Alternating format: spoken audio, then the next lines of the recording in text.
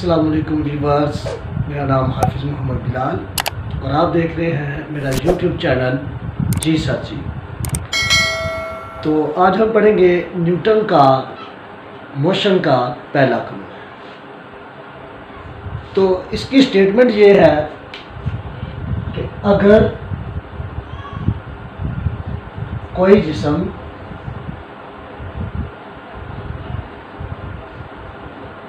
Rest में है तो वो रेस्ट में ही रहेगा, या अगर कोई जिस्म यूनिफॉर्म मोशन में है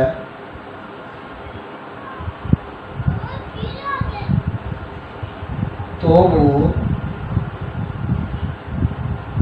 मोशन में ही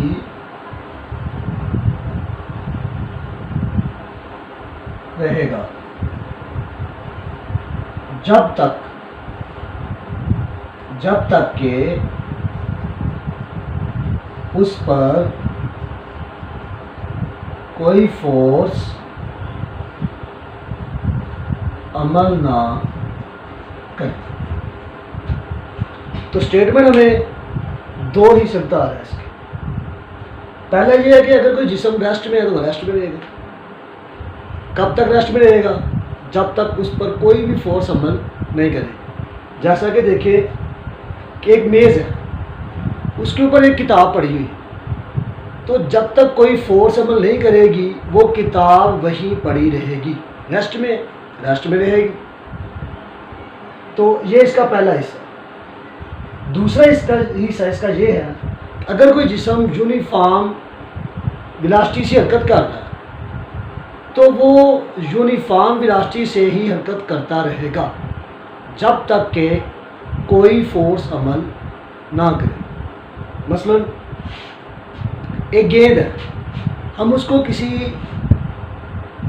जगह पे ऐसे लुढ़का देते हैं नीचे की तरफ। तो फर्ज करें एक गेंद है, उस पर फोर्स लगा दी जाती है। अब ये हम देखेंगे कि अगर सतह हमवार हो तो ये दूर तक जाएगी, और अगर सतह जो है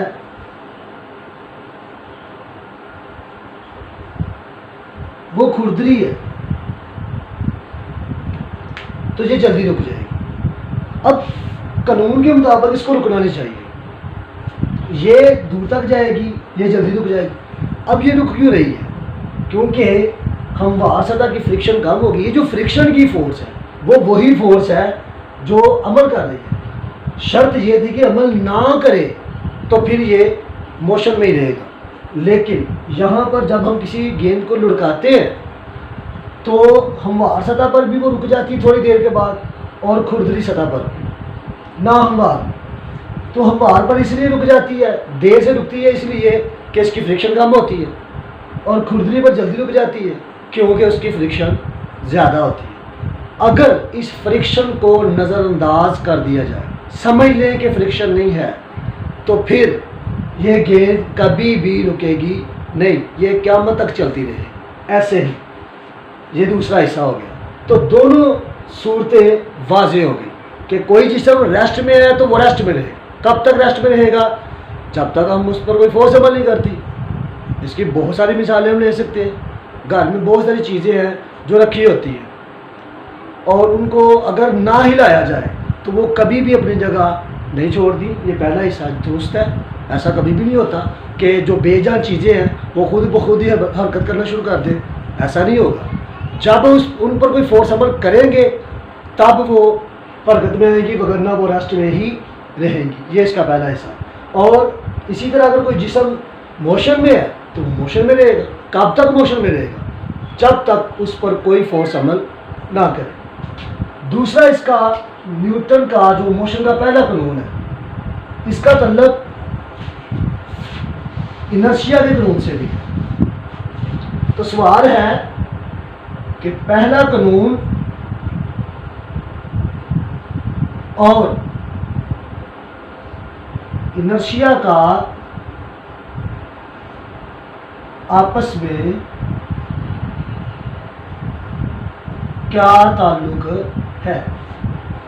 ये भी बड़ा इम्पोर्टेंट सवाल है, बोर्ड का सवाल है, अहम सवाल है और कई दफ़ा इम्तिहानात में आ चुका है कि पहला कानून और इनर्शिया का आपस में क्या ताल्लुक है। बेसिकली दोनों की जो स्टेटमेंट है वो सेम है। इनर्शिया क्या है?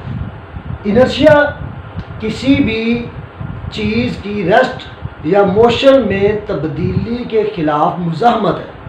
वही बात है, इसमें भी यह है कि जब तक फोर्स अमल नहीं करेगा वो रेस्ट में रहेगा या मोशन में रहेगा। और इनर्शिया भी यही कहता है कि जब तक अगर कोई, आप देखिए एक चीज़ रेस्ट में है, यानी ये चीज़ रेस्ट में है, अगर इसको मैं मोशन में लाने की कोशिश करूँगा तो इनर्शिया एक ऐसी सलाहियत है जो रेस्ट में रहना चाहती है, जो इसको रेस्ट में रखना चाहेगी। इसी तरह अगर कोई चीज़ मोशन में है, जैसे ये दरअसल ऐसे मोशन में जा रहा है, तो इनर्शिया एक ऐसी मुज़ाहमत है जो इसको रेस्ट में रखने की कोशिश करेगी।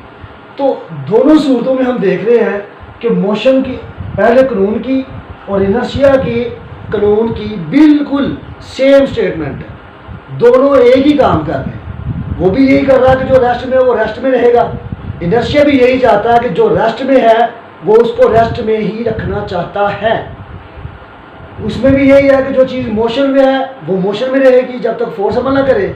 इनर्शिया में भी यही है कि वो जो चीज़ मोशन में है उसको मोशन में रखने की कोशिश करती रहती है।